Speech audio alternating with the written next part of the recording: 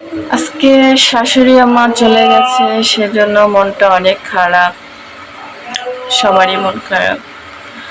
আসসালামু আলাইকুম, hello guys, কেমন আছেন সবাই? আশা করি যে যেখান থেকে ভিডিওটা দেখছেন আলহামদুলিল্লাহ সবাই ভালো আছেন। আমিও আলহামদুলিল্লাহ ভালো আছি। আপনাদের মাঝে নতুন একটা ভিডিও নিয়ে আসলাম আমি নাসিমা মাল্টিব্লগ 22 চ্যানেল থেকে। আশা করি ভিডিওটা স্কিপ না করে ফুল ভিডিওটা দেখবেন। তো আজকে দেখা যাচ্ছে আপনাদের এমন কিছু কথা বলবো যে আমার শাশুড়িকে নিয়ে, যে আজকে প্রায় 1 মাসের কাছাকাছি আর কি আমার শাশুড়ি এসেছিল। দেখতেই পাচ্ছিলেন আমার শাশুড়িকে সবাই। আমার শাশুড়ি কিন্তু আমার এখানে এসেছিল, এর আগেও এসেছিল এরকমই, মানে ডাক্তার দেখাইতেই আসে। সে কিন্তু ঢাকায় বেশি থাকতে চায় না, পছন্দ করে না ঢাকায় থাকাটা। তো আমার এতদিন থাকলো হয়তো বা দেখা যাচ্ছে আপনারা কম বেশি সবাই দেখেছেন, আমার শাশুড়ির ভিডিও দিয়েছি, আমিও একসাথে ভিডিও দিয়েছি আর কি। সবাই কিন্তু একটা হাসি হাসি আনন্দ নিয়েই ছিলাম, অনেক দিন একসাথে ছিলাম, তো খুবই কখন যে দিনগুলো চলে গেছে নিজেও বুঝতে পারি নাই। আর আসলে দেখেন, এর মধ্যে থেকে আমি কিন্তু আপনাদের সব ভিডিও দিতে পারি নাই। আজকে হঠাৎ সকাল সকাল দেখা যাচ্ছে ফজরের আজান দিয়েছে ওই মুহূর্তে আর কি সে রওনা দিয়েছে। আমি অবশ্য তখন ব্যস্ত ছিলাম, ওই মুহূর্তের ভিডিওটা আপনাদের দিতে পারিনি। ওর মানে তার ছেলে আর কি তাকে আগে গাড়িতে উঠাই দিয়ে আসছে ডাইরেক্ট গাড়িতে। তো দেখা যাচ্ছে যে শাশুড়ি যাবে, আমি কখনো কোনো দিনও কল্পনাও করতে পারিনি, ভাবতেও পারিনি যে আমার শাশুড়ির জন্য আমার চোখের পানি আসবে, যে সে চলে যাবে সেজন্য আমি কিন্তু ভাবতে পারিনি। মানে হঠাৎ করে দেখি তাকে বিদায় দিয়ে এসে যে আমার হঠাৎ করে যেন কেমন যেন বুকের মধ্যে করতেছে, আমি বুঝতে পারতেছি না। যেরকম মা যদি থাকে অনেক দিন তারপরে চলে গেলে যেরকম একটা খারাপ লাগে, ঠিক ওরকমই খারাপ লাগছে। তো দেখেন, তো বন্ধুরা ভিডিও বানাতে বসেও শান্তি নেই। দেখুন ভোটের জন্য আর কি লোকজন আসতেছে, তো সেখানেও বললো যে হানিফ ভাইকে একটা ভোট দেওয়ার জন্য ধানের শীষে। তো সেখানেও আর কি একটু যেতে হলো, সেজন্য আন্তরিকভাবে দুঃখিত বন্ধুরা, আপনাদের সব কথা না বলতে পেরে চলে গেলাম। তো শাশুড়িকে মনে করেন যে আমি যে তাকে বিদায় দিয়ে যে এইভাবে কান্না করব সেটা বুঝতেই পারিনি। দেখেন হঠাৎ তাকে বিদায় দিয়ে যখন রুমের ভিতরে আসলাম, আসার পর দেখি আমার রুমটা একেবারে লাগে যেন খালি হয়ে গেছে। আর পাশের রুমের ভাবিকে বলতেছি যে ভাবি, আসলে যে একটা মানুষের প্রতি এত মায়া জড়ে যায় বুঝতেও পারিনি, কখন যে এত মায়া লেগে গেছে। দেখেন সাধারণত সে ঢাকায় এসেছে, ঢাকা থেকে সে গ্রামে চলে যাচ্ছে, তারপরও মানে আমি নিজেকে সামলাতে পারছি না, নিজেকে আটকাতে পারছি না যে কেন এরকম লাগতেছে। সে তো শাশুড়ি মা, নিজের মা না, তাই না?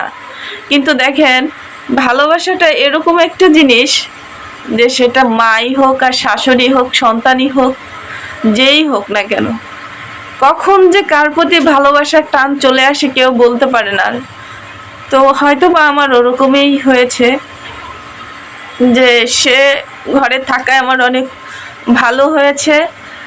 কারণ দেখা যাচ্ছে আমি অবশ্য অনেক সময় বাসায় থাকতাম না, আর আপনারা তো জানেন কম বেশি আমি টিউশনি করি। তো দেখা যাচ্ছে মেয়ে আছিল, আমার একটা মেয়ে তো আছে, সেটা আপনারা জানেন। মেয়েটাকে হঠাৎ দেখা যাচ্ছে একটু না খাইয়ে আমি চলে যেতাম, বা ওকে রেখে আমি চলে যেতাম, কোনো কিছু বলা লাগতো না মেয়েকে, হঠাৎ করে আমার সময় হয়তো আমি চলে যেতাম। কিন্তু সেটা আমার শাশুড়ি সামলে নিত, আমার শাশুড়ি বলতো, ওকে খাইয়ে দিত, ওকে গোসল করতে পাঠাইতো, ওকে মাথা আশ্রাইতে বলতো, মানে যাই হোক কথাগুলো, সব কথাগুলো আর কি মনে পড়ে যে আসলে যে একটা মানুষ থাকলে যে কতটা ভালো হয় সেটা কিন্তু দেখেন আমরা সহজে বুঝতে পারি না, না থাকলে সেটা বুঝি না। যখন থাকে থাইকা চলে যায় তখন বুঝি, থাকতেও কিন্তু আমরা অনেক সময় অনেক কিছু বুঝতে পারি না। যেমন আমার এইসব কথাগুলো আমি এখন ফিল করতেছি, কিন্তু যখন ছিল তখন কিন্তু এটা ফিল করি নাই যে আমার শাশুড়ি চলে গেলে আমার এইসব কথা মনে পড়বে বা এটা হবে, এটা কিন্তু আমি মনে করিনি। তো দেখেন যখন আমি ওর আব্বু গাড়িতে উঠে দিয়ে তারপরে আসলো বাসায়, আসার পরে এখন মানে আমি বলতেছি যে আমার রুমটা না খালি হয়ে গেল গা, কেমন জানি লাগতেছে। আসলে যে এতটা মানে কি বলবো, যে এত মিস করব তাকে বুঝতে পারি নাই। আর আমি তারপরও যেতে না করেছি, সে আসলে গ্রাম ছাড়া কিছুই বোঝে না, সে চলেই যাবে। আর বিশেষ করে মূল কথাটা তো আপনাদের বলাই হয়নি, যে তাকে গতকালকে ডাক্তারের কাছে নিয়েছিলাম।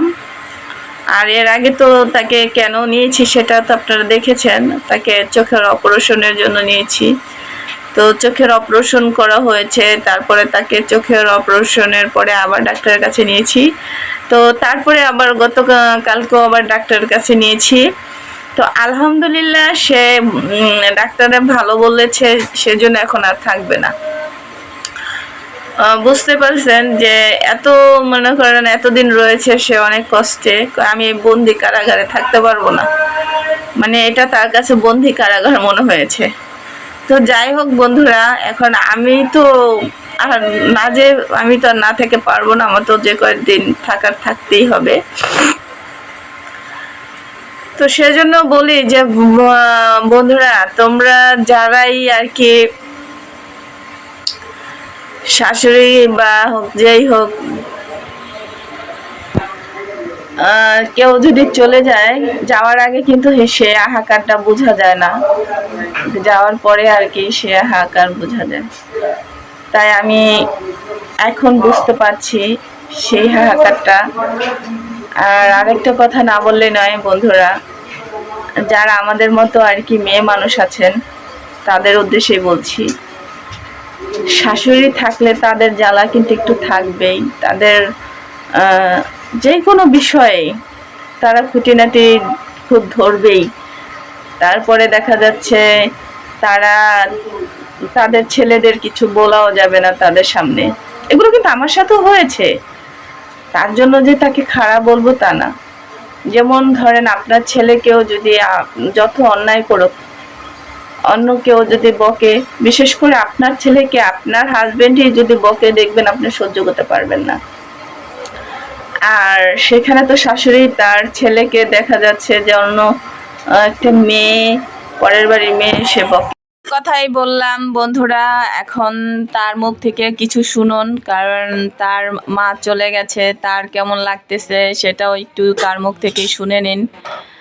তো কি অবস্থা আপনার আজকে? আপনি তো দেখতেছি ভালো হাসি খুশি, কিন্তু আপনার আম্মা যে এতদিন থাকলো আপনার কাছে, যে চলে গেল, এখন কোনো আপনার কি কোনো মন খারাপ লাগে নাকি? মন খারাপ তো লাগবে, মা চলে গেলে মন খারাপ হবে, কান্না লাগে।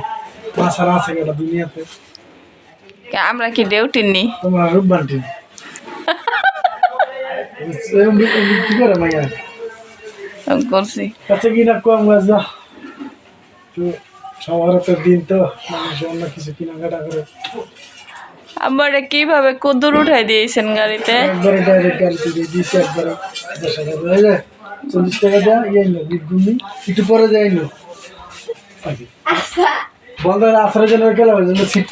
আসলে মেয়ে মনে করেন এখন এই ইফতারি সবকিছু আয়োজন করতেছে, এজন্য মেয়ের বাবার কাছে টাকা চাইতেছে। মেয়ে বাবা লেগা 40 টাকা দিছে বলছেন ইফতারির লেগা। এটা হলো মানে এমনি তো মুড়ি টুড়ি সে লই আসছে, আমরা একটু খাই মুড়ি ভর্তা, মানে মুড়ি ভর্তাটা অনেক পছন্দ, সেজন্য আর কি ওই গুমি টুমি আর কেউ জন্য দিছে। যাই হোক, ওটা কোনো ব্যাপার না, কিন্তু আপনাদের যে কথাগুলো, যে তার দেখেন সবারই কিন্তু মনে করেন মায়ের জন্য মন কাঁদে, আমারই যেহেতু এত খারাপ লাগে, এতদিন থেকে গেছে, আর তার তো দেখা যাইতেছে আরো বেশি খারাপ লাগার কথা, তার তো খারাপ লাগেই। আমি ভাবছি যে সে বিদায় দিয়ে কিভাবে আসলো, সে কি একটুও কাঁদে নাই? তোমার কি একটুও কান্না পায় নাই? না কান্না, পুরুষ মাসে কান্না আর কে দেয়? পুরুষ মাসে কান্না আমাদের কান্দো নাই শেষ মহিলা মাসে কান্তারা যে হেন না হালে তাহলে তোমার মালিকে তোমার মায়ে লাগে নাই। আচ্ছা হাত দিয়ে একদম। তো বন্ধুরা, আমি তো অনেক কথাই এতক্ষণ বললাম, অনেক কিছুই বলে ফেললাম। তো এত কথা বলার পরে দেখা যাইতেছে যে সে চলে গেছে। সে এখন আমি এইমাত্র নামাজ পড়লাম, নামাজ পড়ে একটু কোরআন শরীফ পড়লাম। তো দেখা যাইতেছে সে আবার খানা খেতে চলে আসছে, সে রোজা রাখে নাই। আমি আর আমার মেয়ে শুধু রোজা রাখছি। এখন সে সোসার মতো আমাদের সামনে খাইবো, দেখেন গামছা নাই, কি অবস্থা ছি। তো আজকে আর বেশি কথা বলবো না, তো আজকে রেখে দেব। দেখেন সে এখন বলবো এটা ভাত খাইবো আমার সামনে। আমাকে চোখ বুঝা থাকতে কইতাছে। তো যাই হোক বন্ধুরা, কি দিয়া ভাত খাইবো সেটাও একটু দেখেন। একা একা কি দিয়া খায়, বল ভুই দিয়া ভাত কেমনে বইছে, বহারের স্টাইলটা দেখেন, কি দিয়া ভাত খাইবো সেটাও একটু দেখেন। মাছ কি সাঁতরে নি? ইস আল্লাহ, মা থাহান। তো বন্ধুরা মাথা মুথা খাই না, তা পাইলে ছাড়ি না। যাই হোক, আর বেশি কথা বলবো না। সে খানা খাচ্ছে, এটার মধ্যে কি আছে? ডাইকে রাখছো একটু দেখো, এটার মধ্যে ডাল আছে আর সাথে দিব একটা কাঁচা মরিচ। যাই হোক, আর বেশি কথা বলবো না, আজকের মতো বিদায় নিচ্ছি আমি নাসিমা মাল্টিব্লগ 22 চ্যানেল থেকে। আশা করি সবাই ভালো থাকবেন, সুস্থ থাকবেন, এই নিয়ে বিদায় নিচ্ছি। আর যাওয়ার আগে আরেকটা কথা না বলেই নয়, আমার সবাই একটু দয়া করে সাবস্ক্রাইব করে দেবেন। ফুল ভিডিওটা দেখার জন্য অসংখ্য ধন্যবাদ। আর সবাই ভালো থাকবেন, সুস্থ থাকবেন। আল্লাহ হাফেজ।